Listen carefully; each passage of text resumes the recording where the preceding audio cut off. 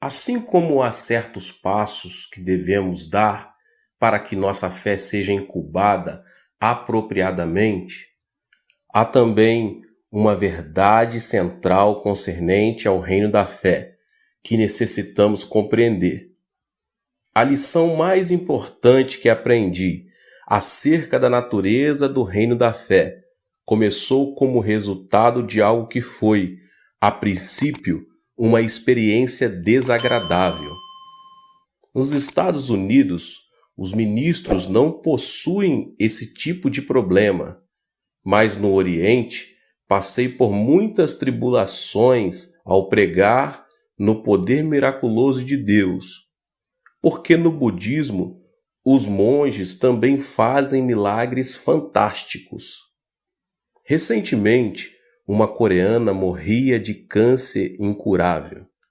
Todos os médicos que a tinham examinado diziam que nada podiam fazer. Ela foi a várias igrejas e também foi ver um monge budista. Este monge levou-a a uma caverna, onde há vários budistas orando, e a mulher foi completamente curada. O câncer desapareceu como por encanto. Muita gente na Coreia que pratica yoga está curando doentes por meio da meditação, do yoga.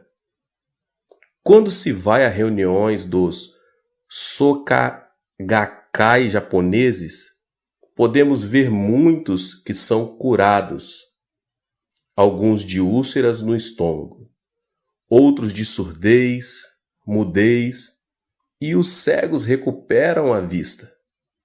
De modo que os cristãos, especialmente nós, os cristãos pentecostais, temos dificuldade em explicar tais coisas. Não podemos simplesmente dizer que são manifestações do diabo. Mas se o diabo pode realizar tais curas, por que a Igreja de Cristo não pode fazer muito mais? Um dia, eu estava bastante preocupado. Muitos dos nossos irmãos cristãos não estavam dando a devida importância aos milagres de Deus. Diziam eles: como podemos crer em Deus como um ser absolutamente divino? Como podemos chamar Jeová de o único Criador nos lugares celestiais? Podemos ver milagres no budismo, milagres nos yogas, milagres entre os Soka-gakkai japoneses. Estamos vendo milagres em todas as religiões orientais. Por que vamos aclamar Jeová como o único Criador do universo? Mas eu sabia que o nosso Deus é o único Deus, o único e verdadeiro Deus e o Criador do universo. De modo que reuni todas as perguntas das pessoas e delas fiz um profundo motivo de oração perante o Senhor. Orei e jejuei. Busquei a face do Senhor e uma resposta. Então me veio ao coração uma revelação gloriosa e recebi uma explicação clara. Desse dia em diante, comecei a explicar estas coisas através de minhas pregações em minha igreja na Coreia. Agora posso dar respostas satisfatórias a qualquer dessas perguntas. E posso dar explicações claras, tão claras como o sol ao meu dia. Permita-me explicar-lhe. Há no universo 3 tipos de espíritos: o espírito de Deus, o espírito do diabo e o espírito humano. Quando se estuda a geometria, a gente desenha 2 pontos, um aqui e outro ali, traçando-se uma linha reta entre esses 2 pontos. E a ela damos o nome de primeira dimensão. E justamente isto, uma linha de 2 pontos, uma dimensão. Mas se prosseguirmos acrescentando linhas após linhas, uma ao lado da outra. Numa progressão indefinida, temos a segunda dimensão. Temos um plano ou uma superfície. E se amontoamos planos sobre planos, numa seção indefinida de planos, teremos o que se chama de terceira dimensão, um sólido ou um volume. O mundo material e a Terra toda pertencem ao universo da terceira dimensão. A primeira dimensão, a linha, está contida na segunda dimensão, o plano, e, portanto, é por ela controlada. E a segunda dimensão está incluída na terceira, o cubo, portanto, controlada por ela. Quem, pois, cria, contém e controla a terceira dimensão, o mundo cúbico. Você pode encontrar a resposta abrindo a Bíblia e lendo Gênesis 1:2. A terra, porém, era sem forma e vazia. Havia trevas sobre a face do abismo, e o Espírito de Deus pairava sobre as águas. Mas se examinarmos a língua original da Bíblia, esse versículo quer dizer que o Espírito de Deus estava incubando sobre as águas, chocando-as. Este mundo caótico pertence à terceira dimensão. Mas o Espírito Santo, que aqui é representado como incubando sobre a terceira dimensão, pertence à quarta. Do mesmo modo, o reino espiritual da fé pertence à quarta dimensão. Uma vez que o mundo espiritual abarca a terceira dimensão e sobre ela paira, por esta incubação da quarta dimensão sobre a terceira, foi criada a Terra. Uma nova ordem surgiu da antiga, e a vida foi tirada da morte, a beleza foi extraída da feiura, a limpeza da sujeira e a abundância surgiu da pobreza. Tudo foi criado belo e formoso pela incubação da quarta dimensão.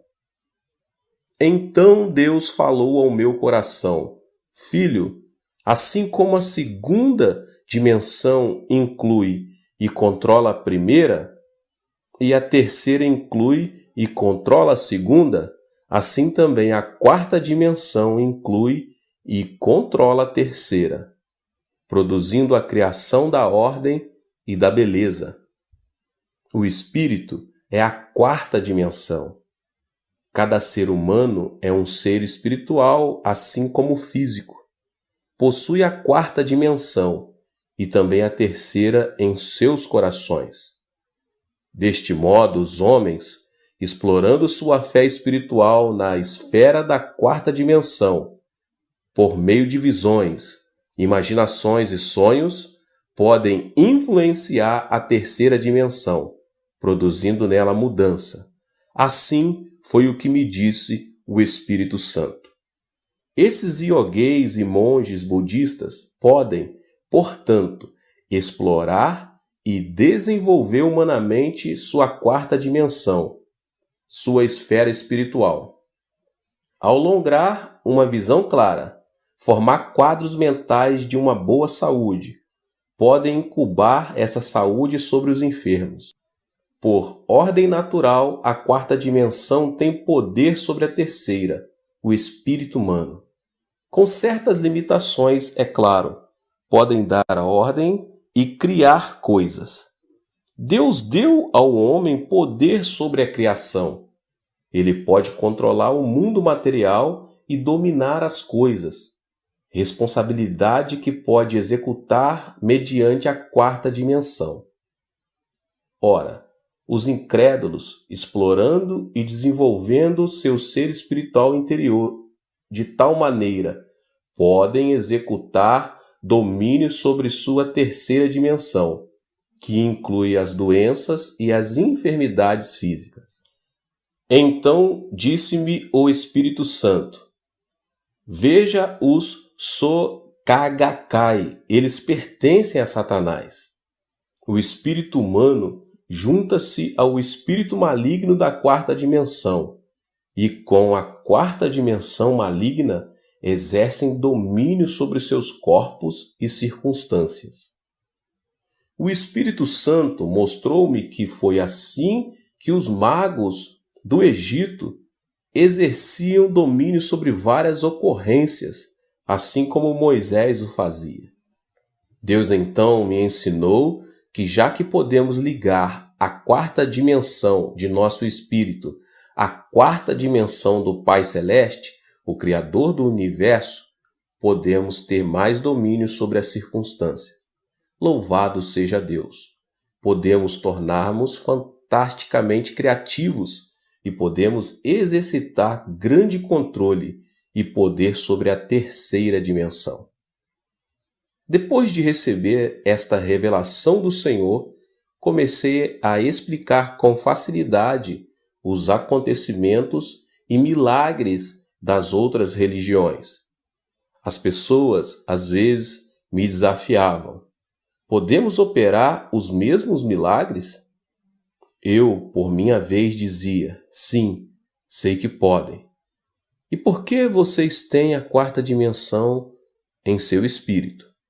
Vocês estão desenvolvendo o espírito e exercendo domínio sobre o corpo e sobre as circunstâncias. Mas esse espírito não é um espírito que tem salvação. Ainda que possam operar milagres, vão para o inferno da mesma forma. Vocês estão ligados à quarta dimensão maligna. A quarta dimensão tem todo o poder para exercer o domínio sobre a terceira. Vocês realmente possuem certos poderes limitados a fim de exercer domínio sobre a terceira dimensão e influenciar as circunstâncias. Nos Estados Unidos, vi muitos destes livros de expansão da mente e vejo coisas similares acontecendo aqui, por causa desta ênfase no subconsciente. O que é o subconsciente? O subconsciente é o seu espírito. A Bíblia chama o subconsciente de interior do homem, o homem interior, o homem que está escondido no seu coração. Antes de a psicologia ter descoberto o subconsciente, o apóstolo Paulo já havia descoberto, fazia 2000 anos atrás. Agora, os cientistas e psicólogos acham que esta é uma descoberta surpreendente e aprofundam-se nas ideias do subconsciente e tentam orientar suas energias. Embora o subconsciente esteja na quarta dimensão, tendo, portanto, certo poder limitado, há muito engano envolvido no que essas pessoas alegam. Fiquei espantado quando cheguei aos Estados Unidos e li os livros que alguns ministros norte-americanos me deram. Estes livros haviam quase me transformado o subconsciente em um Deus todo-poderoso, e isto é um engano enorme. O subconsciente possui alguma influência, mas é bastante limitada e não pode criar o que o nosso Deus Todo-Poderoso pode. Tenho visto nos Estados Unidos a Igreja Unitariana tentar desenvolver o subconsciente, a quarta dimensão do espírito humano, e colocar esse espírito humano no lugar de Jesus Cristo. Isto é deveras grande engano e enorme perigo. Embora reconheçamos certas realidades e verdades nesses ensinamentos, é também importante perceber que o diabo ocupa uma quarta dimensão maligna. Nosso Deus, entretanto, é santo, único e todo-poderoso. A quarta dimensão está sempre criando e dando ordem e exercendo domínio sobre a terceira dimensão por meio da incubação. Em Gênesis, encontramos o Espírito Santo, o Espírito do Senhor incubando, pairando sobre as águas. Era como uma galinha que choca seus ovos, que produzem pintinhos. De maneira muito parecida, o Espírito Santo incuba a terceira dimensão, mas também o faz também os espíritos malignos. Estava vendo notícias pela televisão. Um jovem havia sido assassinado e levantava-se uma grande controvérsia sobre o crime. O advogado de defesa do jovem assassinado dizia que a culpa era da influência que os programas de violência da televisão exerciam sobre as pessoas. Há certa verdade nisso, pois esse rapaz, depois de ver televisão, começou a exercitar sua quarta dimensão. Ele incubava aqueles atos de violência e naturalmente chegou o momento em que os colocou em prática. Tenho revolucionado meu ministério com a descoberta da quarta dimensão, e você pode revolucionar sua vida com ela. Você ficará espantado de ver quantas e quão boas coisas podemos incubar em nosso subconsciente. Vivemos em corpos limitados, mas o Espírito Santo pode incubar sobre a terra devido à sua onipresença. Nós estamos limitados pelo espaço e pelo tempo, e nossa única maneira de incubar é por meio de nossa imaginação, através de nossas visões e sonhos. É por esse motivo que o Espírito Santo vem a fim de cooperar conosco para criar, ajudando os jovens a ter visões e os velhos a sonhar sonhos. Por meio de sonhos e visões, saltamos rapidamente as barreiras de nossas limitações e nos esticamos até alcançar o universo. É por isso que a palavra de Deus diz: onde não há visão, o povo perece. Se você não tiver visão, não está sendo criativo, e se parar de ser criativo, perecerá. Visões e sonhos são a linguagem da quarta dimensão e o Espírito Santo comunica mediante eles. Somente através de uma visão ou de um sonho pode você visualizar e conceber grandes igrejas ou grandes projetos. Você pode visualizar um novo campo missionário. Pode visualizar o rápido crescimento de sua igreja. Você pode visualizar o desenvolvimento da sua família, dos seus filhos, da sua empresa. Por meio de visualizações e sonhos, você pode incubar seu futuro. Permita-me apoiar o que digo com 4 ilustrações bíblicas. Você sabe por que Adão e Eva caíram da graça? O diabo sabia que as visões da quarta dimensão na mente da pessoa podia criar resultados positivos. Ele usou uma tática baseada nesta premissa. Convidou Eva dizendo: venha ver o fruto da árvore proibida. Olhar não faz mal. Por que você não vem e dá uma olhada? Uma vez que o simples olhar para o fruto parecia inofensivo, Eva foi e olhou para a árvore. Olhou para ela não somente uma vez, mas continuou a olhar. A Bíblia diz em Gênesis, no capítulo 3, versículo 6, vendo a mulher que a árvore era boa para comer, agradável aos olhos e árvore desejada para dar entendimento, tomou-lhe do fruto e comeu, e deu ao seu marido, e ele comeu. Antes de comer do fruto, ela viu a árvore, e viu também o fruto em sua imaginação. Brincou com a ideia de comer da árvore, e trouxe essa ideia para a quarta dimensão. Na quarta dimensão, cria-se tanto o bem como o mal. Eva reproduziu a cena da árvore e de seu fruto profundamente em sua imaginação. Vendo profundamente, pensou que podia ser tão sábia quanto Deus. Então, sentiu-se como se estivesse embriagada e foi atraída pela árvore. O próximo passo foi tirar do fruto da árvore e comer e dar do fruto ao marido. Por meio desse ato, ela caiu.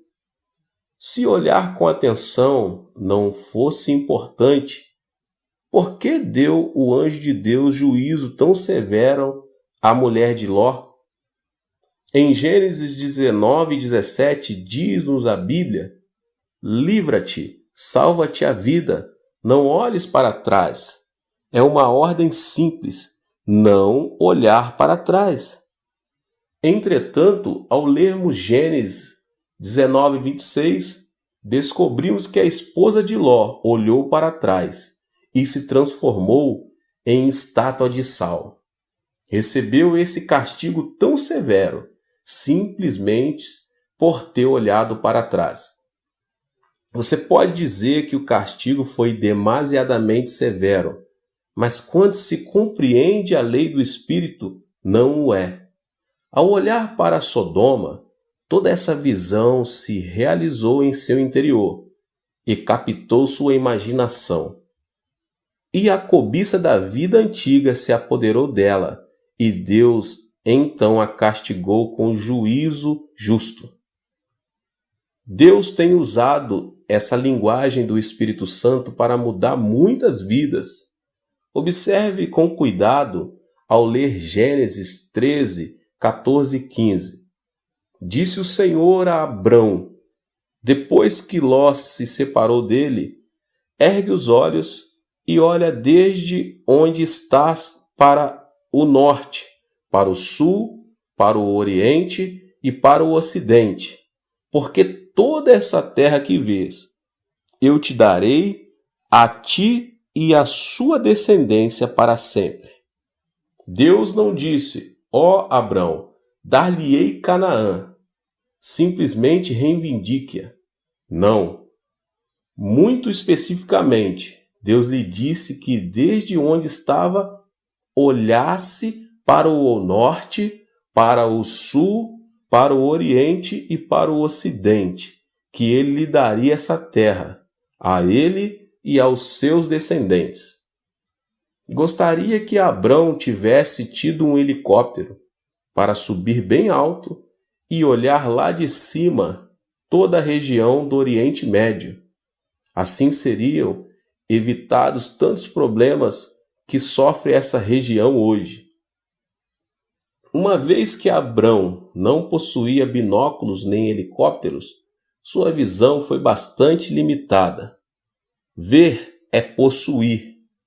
Abrão viu a terra, então voltou para sua tenda, para sua cama, a fim de sonhar com as terras que seriam suas. O Espírito Santo começou a usar essa linguagem de sua quarta dimensão. O Espírito Santo começou a exercer domínio. É interessante notar que Abrão gerou seu filho Isaque quando estava com 100 anos de idade e Sarai, 90. Quando Abrão tinha quase 100 anos de idade e Sarai quase 90, Deus veio e disse-lhe que ele ia ter um filho. Quando Deus veio a ele, disse: você vai ter um filho. Abrão não pôde conter o riso. A tradução coreana da Bíblia diz que Abrão riu tanto que teve dor de barriga. Isso significa que Abrão era totalmente incrédulo. Também lemos que Sarai riu atrás da tenda. Deus perguntou: Sara, por que você está sorrindo? Ela respondeu: eu não sorri. Mas Deus disse: você sorriu. Tanto Abrão como Sarai sorriram. Ambos não criam, mas Deus tinha uma maneira de fazê-los crer. E Deus usou a quarta dimensão, a linguagem do Espírito Santo. Certa noite, disse a Abrão: venha para fora. No Oriente Médio, o teor de umidade é muito baixo, de modo que à noite a pessoa pode ver muitas estrelas no céu. Abrão saiu para fora e Deus disse: Abrão, conte o número de estrelas, de modo que ele começou a contar as estrelas. Dizem-nos os cientistas que a olho nu podemos ver 6.000 estrelas. Podemos imaginar, então, Abrão contando e contando até perder várias vezes a conta. Finalmente, teria dito: Pai, não consigo contar todas as estrelas. Então disse o pai: Teus filhos serão tão numerosos como as estrelas. Abraão ficou mudo de emoção. Logo, as lágrimas começaram a cair-lhes dos olhos e sua visão ficou totalmente empanada. Olhando para as estrelas, a única coisa que podia ver eram os rostos de seus filhos e subitamente percebeu que os ouvia chamando: Pai Abraão. Ele estava profundamente comovido e temia ao voltar para a tenda. Não conseguia dormir ao fechar os olhos, pois via todas as estrelas transformando-se em rostos de seus descendentes e uma vez mais gritarem: Pai Abraão! Essas visões vieram à mente vez após vez e transformaram-se em seus próprios sonhos e visões. Essas imagens imediatamente tornaram-se parte de sua quarta dimensão na linguagem das visões e sonhos espirituais. Estas visões e sonhos exerceram domínio sobre seu corpo de 100 anos de idade e logo se transformou como se fosse um jovem rapaz. A partir desse momento, ele creu na palavra do Senhor e louvou a Deus. Quem podia mudar tanto a Abraão? O Espírito de Deus, pois havia aplicado a lei da quarta dimensão, a linguagem do Espírito Santo. Uma visão, um sonho mudaram não só a mente de Abraão, mas também o seu corpo. Não somente a ele, mas também sua esposa, que foi maravilhosamente rejuvenescida. Mais adiante, na Bíblia, podemos ler que o rei Abimeleque queria tomar Sara por sua concubina, a Sara de 90 anos de idade, que tinha sido rejuvenescida mediante a lei e a linguagem da quarta dimensão. Não somos animais comuns. Ao criar-nos, Deus o fez na quarta dimensão, no mundo espiritual. Então disse Deus: exerçam domínio sobre a terceira dimensão. Não exerço meu ministério de ganhar almas simplesmente batendo as portas, lutando e cansando-me até a exaustão. Usei o caminho da fé e minha igreja cresce de maneira fabulosa. Embora minha igreja tenha mais de 50.000 membros arrolados, não tenho muito que fazer no escritório, pois sigo o caminho da fé e não estou constantemente lutando na carne, a fim de realizar as coisas que o Espírito Santo pode facilmente fazer.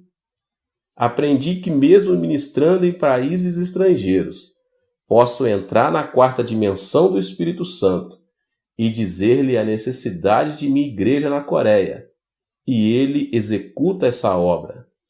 Telefono a minha esposa a cada 2 dias e às vezes ela golpeia meu ego com as informações que me dá.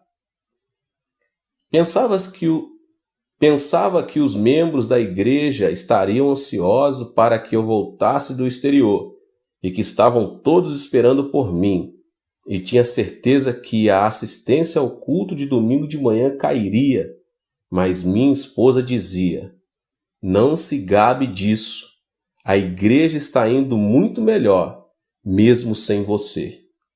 Bem, meus irmãos, Deus te abençoe. Esse foi mais um vídeo poderoso, abençoado, para abençoar a sua vida. Não se esqueça de se inscrever aqui no canal, de deixar aqui o seu like. Não se esqueça de compartilhar com mais pessoas esse vídeo. Deus te abençoe. Nos vemos.